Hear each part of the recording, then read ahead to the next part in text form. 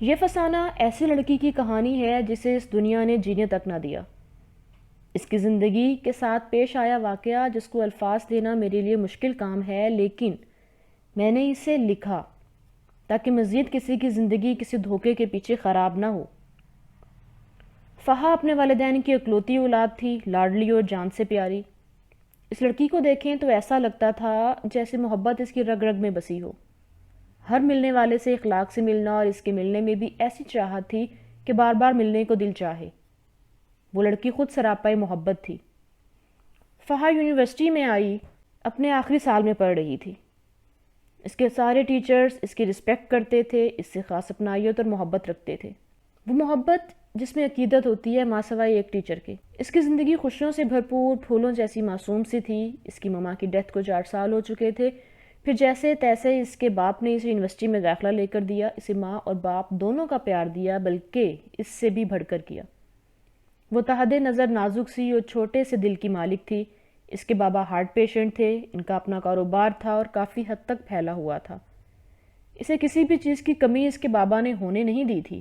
فہا engineering کر رہی تھی۔ اس کا اپنے تمام اساتذہ کے ساتھ ایک الگ قسم کا تعلق تھا، سوائے ایک زمان علی انصاری کے ساتھ۔ وہ پڑھائی میں اچھی خاصی لائق فائق لڑکی تھی، لیکن زمان سر اسے شروع دن سے ہی عجیب شخصیت کے لگے تھے۔ وہ انسان شکل سے ہی بدتمیز اور غیرت سے خالی لگتا تھا۔ اس کی نظریں، اس کی سوچ ہر لڑکی کے لیے ایک تھی۔ کالج میں وہ تھا تو ریاضی کا استاد، لیکن ہر لڑکا انہیں بریسمنٹ کا استاد کہتا تھا۔ فہا جیسے یونیورسٹی جانا شروع کیا تو پہلے تو وہ اس کی نظروں سے خائف ہوتی تھی۔ ان کی تنگ نظروں سے وہ خود بھی گھبرا جاتی تھی، لیکن آہستہ آہستہ انہوں نے اس کے دماغ پر اپنی ایسی چھاپ چھوڑی کہ اب اسے پوری یونیورسٹی بھی کہے گی کہ یہ بندہ غلط ہے تو وہ یقین تو کیا اس کی بات پر کان تک نہیں دھرے گی۔ چونکہ اب اس کا آخری سال تھا تو وہ بھی گزر گیا اسی صورتحال میں۔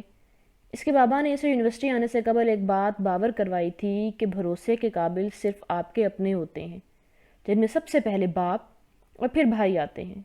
اس کے علاوہ باہر کا مرد اور جو ہو بھی نامحرم آپ کے ساتھ کتنی محبت کیوں نہ کر لے، وہ کبھی آپ کے ساتھ مخلص نہیں ہو سکتا۔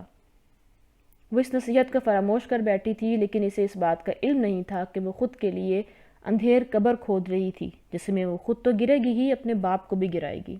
ایک آخری مہینہ اور ٹھیک مہینے کے بعد اس کے پیپرز تھے۔ زمان عمر میں فہا سے 4 سال بڑا تھا، اور اس نے کافی دفعہ کہا تھا کہ وہ اس کی انجینئرنگ ختم ہونے کے بعد رشتہ بھیجے گا، جس پر وہ بات کو بالکل بدل دیتا تھا۔ جیسے جیسے پیپرز قریب آ رہے تھے، فہا میں مصروف ہوتی گئی۔ مہینے کے درمیان میں کالج کی طرف سے آخری پارٹی کا اہتمام کیا گیا، جس میں ان کے بیچ کے تمام اسٹوڈنٹس کو مدعو کیا گیا تھا۔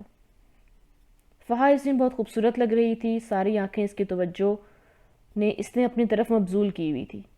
اس نے پیروں تک آتا سرخ فراک زیبتن کیا ہوا تھا، جس کے بازو شانوں تک برہنہ تھے۔ سرخ لپسٹک، فل میک اپ سے لدا ہوا چہرہ، بالوں کو سیدھا کر کے شانوں پر آدھے آگے کو اور آدھے پیچھے کو ڈالے تھے۔ کانوں میں ملتے جلتے لمبے لمبے ٹاپس پہنے ہوئے تھے۔ ہاتھوں میں چوڑیاں، بریسلیٹ اور مخروطی انگلیوں میں نگینے، سراہی دار گردن میں زمان کا دیا ہوا لاکٹ پہن رکھا تھا، جو دیکھنے میں عجیب بھی تھا اور خوبصورت بھی تھا۔ وہ پارٹی میں موجود اپنے دوستوں کے ساتھ باتوں میں مصروف تھی کہ اس کے موبائل پر میسج ٹیون بجی۔ اسے میسج کھول کر دیکھا تو زمان کا تھا، جو اسے ہوٹل کے کمرہ نمبر 105 میں بلا رہا تھا۔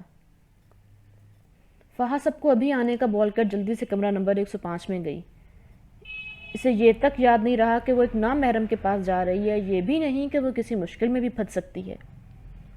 جس وقت فہا نے اپنے قدم کمرے میں رکھے، زمان کے ہاتھ میں شراب کا گلاس تھا، جسے دیکھ کر وہ ایک لمحے کے لیے ٹھٹک گئی، پھر ہلکی سی مسکراہٹ کے ساتھ آہستہ آہستہ چلتی ہوئی آگے آئی۔ زمان نے سرایت سے پہلے دروازہ بند کیا، پھر قدم بہ قدم اس کے قریب آیا، بالکل اس کے پیچھے۔ فہا پوری طرح پسینے میں شرابور کھڑی تھی۔ اسے یہاں آنا اب غلط لگ رہا تھا، اب جب وہ اس کے بالکل قریب تھا۔ مان، آپ نے مجھے کیوں بلایا ہے؟ خوف کی سرد لہر اس کے جسم میں سرایت کر گئی جب اسے اپنے بازو پر اس کی انگلیوں کا لمس محسوس ہوا تھا۔ وہ بدک کر اس سے دور ہوئی تھی۔ ایسے سوال کبھی نہیں کرتے جن کے جواب پہلے سے پتا ہوں۔ وہ شراب کے نشے میں دھت اسے ڈرنے پر مجبور کر گیا تھا، ورنہ جس کے ساتھ ایک کیمپ میں 4 سال گزرے ہوں وہاں خوف نہیں ہوتا۔ زمان نے اسے ایک جھٹکے میں اس کی شاہرگ سے پکڑا تھا۔ 4 سال میں نے اس دن کا انتظار کیا ہے جانے من، 4 سال میں نے اپنی ہوس کو دبائے رکھا اسی ایک دن کے لیے۔ زمان مجھے جانے دو، بابا پریشان ہو رہے ہوں گے، پلیز جانے دو، اس نے روتے بلکتے کہا۔ زمان اسے اتنی زور کا دھکا دیا تھا جیسے وہ اندھے منہ بیڈ پر گری تھی۔ وہ رات نہیں تھی، اس کے لیے قیامت تھی، جس پر نہ جانے کتنے دیر تک برستی رہی تھی۔ اس درندے نے اس پر اپنی درندگی دکھائی تھی، اس کے اندر اس نے زہریلے تیر چبھوئے تھے۔ کیا اب وہ خود کو آئینے میں دیکھ پائے گی؟ اس کی روح تک کو تو وہ چھلنی کر دیا تھا اس نے۔ وہ درندہ اسے نوچ رہا تھا اور فہا اپنے رب کے آگے فریاد کرتی ہوش و حواس سے بیگانہ ہو گئی۔ اس پر ظلم کیا اس شخص نے جس سے اس نے 4 سال محبت کی تھی۔ اس شخص کو اپنے اندر بسایا تھا، اسے اپنا سمجھا تھا، اس کے ساتھ زندگی کے خواب سوچے تھے، لیکن اسی نے آج اس سے اپنی ہوس کی تمنا پوری کی تھی۔ پھر اس کے مردہ اور سفید پڑتے جسم کو چھت پر لے کر گیا۔ بظاہر وہ سانسیں لے رہی تھی لیکن اندر سے مر چکی تھی، بالکل مردہ۔ کہاں گیا اس کا انجینئر بننے کا خواب؟ کہاں گئی وہ ڈگری جو اسے ملنی تھی؟ کہاں گئے وہ خواب جو اس نے اس درندے کے ساتھ دیکھے تھے؟ اور کہاں گئے وہ پیپرز جو کچھ ہی دنوں میں ہونے والے تھے؟ سب کچھ تو نوچ کر الگ کر دیا تھا اس نے، اس سے کہیں کا بھی تو نہیں چھوڑا اسے۔